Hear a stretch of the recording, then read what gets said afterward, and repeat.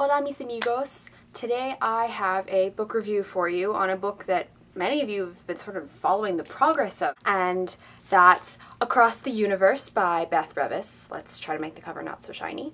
This is definitely a YA, definitely young adult, but it's sort of got a sci-fi dystopia mix going on, and you have both of those elements in the story, as well as, of course, the romance. First, I'm going to sort of give an overview of the plot and what's going on here, because it actually is surprisingly deep. So, in the first chapter, you're introduced to Amy, who is the female main character, and she lives in basically our time. Like, this year is 2012, the year she's living in is like maybe 30 years in the future. And they've built this huge spaceship called Godspeed that they're going to send a particular amount of people on to send them out to another planet that they've discovered that they think can support human life. Her father's really high up in the military and her mother's a really intelligent scientist. And Amy's sort of non-essential cargo, but she decides to go with her parents.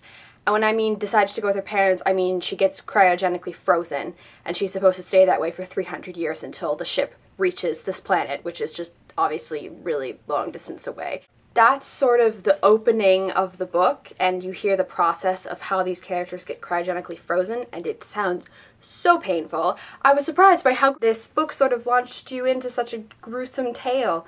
The second character that you meet is Elder. He's the main character who's the guy, and of course is the eventual love interest, but he lives many, many years in the future, and he is one of the inhabitants of Godspeed who was born on the ship. He is named Elder because he is supposed to be leading this ship. The current leader is Eldest, and Elder is supposed to be the one who's going to take over. So he's slowly learning things about this ship, and as you follow Elder, you realize how large this ship is. It's rather huge. He ends up on a particular floor that he doesn't know about and has never been to before, and he finds all these cryogenically frozen people, including Amy. And he is fascinated by the fact that she has light skin, red hair, and green eyes. He lives amongst people that are all mono-ethnic, and so they've never seen anybody who looks like Amy before. They all have dark skin, dark hair, and whatnot. What sort of launches the book off is somebody unfreezes Amy.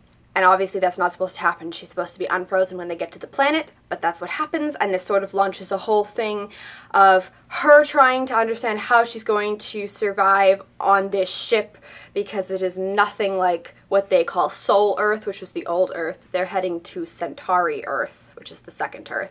But how she's going to survive on this ship, and how, because she looks different, people are treating her differently, and also who is opening up these cases of cryogenically frozen people, because Amy is not the only one that this happens to. That's what I thought the book was going to be. I thought it was going to be mostly like a murder mystery with a little bit of sci-fi in it, but it is a lot more than that.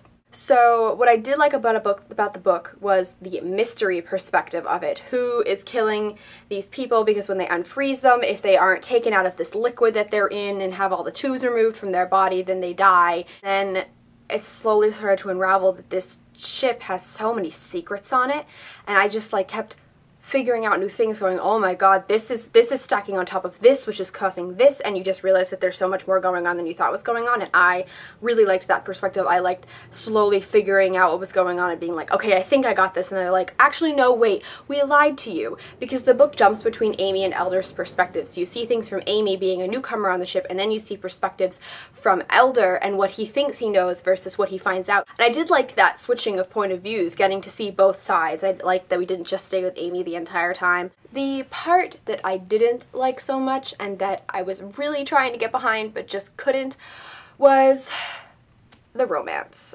Now, Amy and Elder have this thing going on, and at first I was like, okay, obviously you can give any relationship a thought. I mean, he is like extremely attracted to her because she looks so different from anything that he's ever seen before, and whereas she comes onto the ship and he's like the only person who's nice to her, who's like truly nice to her, besides maybe like two other people.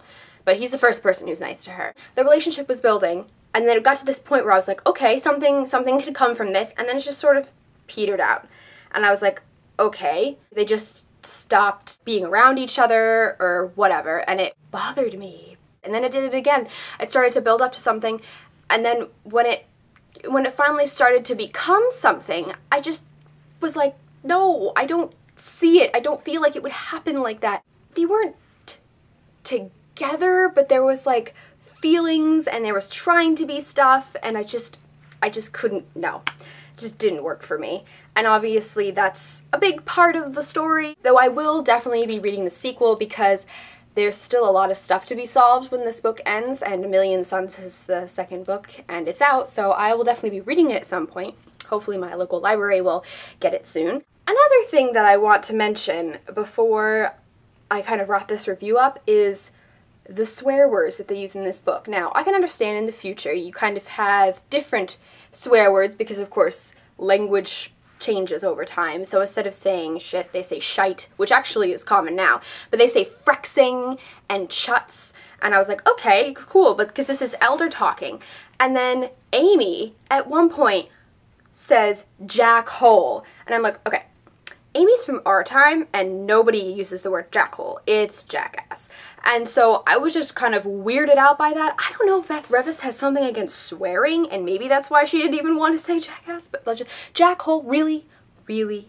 That was just one little thing that I noticed towards the end, and I just needed to say something about that. Overall, to rate this book, I would give it a 4 out of 5. I feel like the mystery part is what saved me from giving it a lower score, but the romance is what kept me from giving it a 5 out of 5.